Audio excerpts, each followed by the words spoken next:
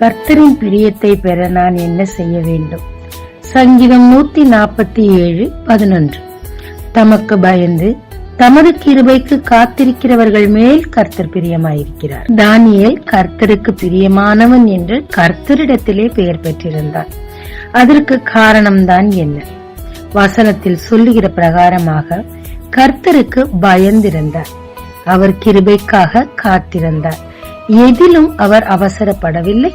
எந்த இன்ஃப்ளூயன்ஸும் தேடவும் இல்லை. தானியேல் அதிகாரிகளுக்கு பயப்படவில்லை, கர்த்தருக்கு பயந்திருந்தார். எனவே சட்டம் தனக்கு விரோதமாய் இருக்கிறது என்று அறிந்த போதிலும் தேவனுக்கு பயந்ததினால் 3 வேளையும் ஜெபித்துக் கொண்டிருந்தார். பாதகமும் அவரை தேடி அதிகாரிகள் வடிவில் வந்தது. சிங்க கெபியிலும் போடப்பட்டார். ஆனால் அங்கும் அவர் எந்த ரியாக்டும் பண்ணவில்லை. அமைதியாய் கர்த்தரின் கிருபைக்காக காத்திருந்தார். எனவே தேவனும் அவரை கனம் பண்ணி சிங்கங்களின் வாயை அடைத்தார்.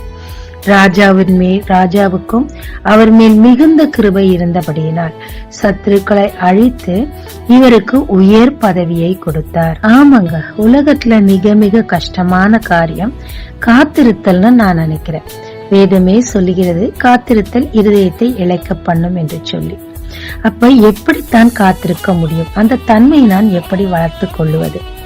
தேவனுக்கு பயப்படும் போது, பயந்து தீமை விட்டு விலகும் போது மட்டுமல்லாமல் அவருடைய வசனத்தின் மேலே முழு விசுவாசம், திட நம்பிக்கை வைக்கும் போது அந்த காத்திருக்கும் தன்மை நமக்கு ஏற்படுங்க.